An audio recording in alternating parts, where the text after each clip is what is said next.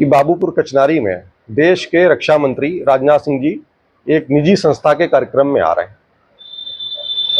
कार्यक्रम उनका भले ही निजी है, मगर वो देश के हैं, देश के रक्षा मंत्री हैं।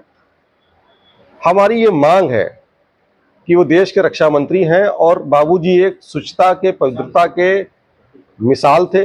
जीवन पर्यंत उन्होंने कांग्रेस की विचारधारा के साथ जीवन जिया, जो स्वतंत्रता आंदोलन से जुड़ी हुई विचारधारा है। ऐसे महापुरुष की मूर्ति का अनावरण करने से आने से पहले देश के रक्षा मंत्री को ऑपरेशन सिंदूर पर उन्होंने सदन में जो झूठ बोला जवानों की शहादत को लेकर, उस पर वो देश से माफी मांगे और हरदोई आने से पहले अगर जरा भी उनमें नैतिकता, राष्ट्र प्रेम बचा हो तो वो इस्तीफा दें, तब उस महान आत्मा, पुण्यात्मा की मूर्ति का अनावरण वो करें। हमारी ऐसी मांग है।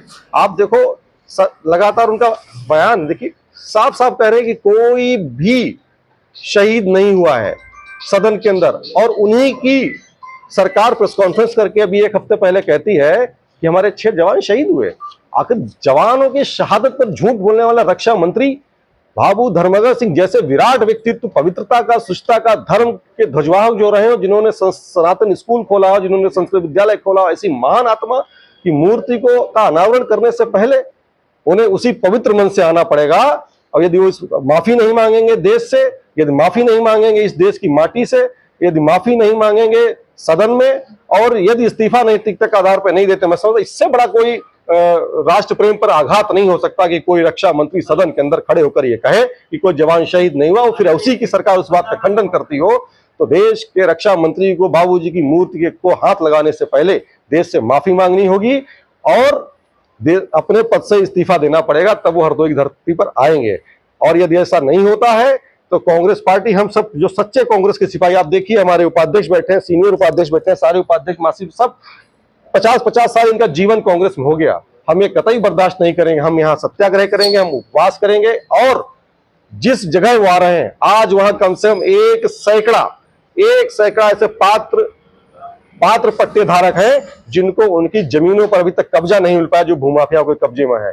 ऐसी जगह अगर होगा, ये सब होगा, तो कतई इसको हम बर्दाश्त नहीं करेंगे। इन सब मुद्दों को लेकर हम सत्याग्रह भी करेंगे, महामहिम राष्ट्रपति को ज्ञापन भी भेजेंगे और उपवास भी करेंगे। और जरूरत पड़ेगी कि 7 जुलाई को बाबूजी का कार्यक्रम है तो सामाजिक न्याय यात्रा भी, हम पदयात्रा करने का भी काम हरदोई जनपद में हमारी कांग्रेस पार्टी करेगी। लेकिन बाबूजी से बाबू धर्मगर सिंह जीवन भर कांग्रेसी रहे, लेकिन इस कार्यक्रम में कांग्रेसियों का क्या योगदान था? देखिए, हमारा मन आहत है। जीते जी जो जिसने मरते दम तक वो चाहते किसी दल में चले जाते, किसी दल में चले जाते, आज मंत्री मिनिस्टर होते, लेकिन उन्हें वनवास काटना स्वीकार किया, घास की रोटी खाना स्वीकार किया, लेकिन आत्मसम्मान समझौता करना स्वीकार नहीं किया। और ऐसे महान व्यक्तित्व के लिए अगर देश का रक्षा मंत्री आ रहा हो, दुर्भाग्य देखिए उनकी पत्नी का जो गेट आशा नगर में बना था, उस गेट का शिलान्यास किसने किया? शीला दीक्षित जी के ससुर उमाशंकर दीक्षित जी ने, जो गृह मंत्री रहे। आज उनके पति की मूर्ति को कौन आ रहा है? वह रक्षा मंत्री जो देश की सदन में खड़े होकर जवानों की शहादत पर झूठ बोलता हो। हम कांग्रेस इसको स्वीकार नहीं करते।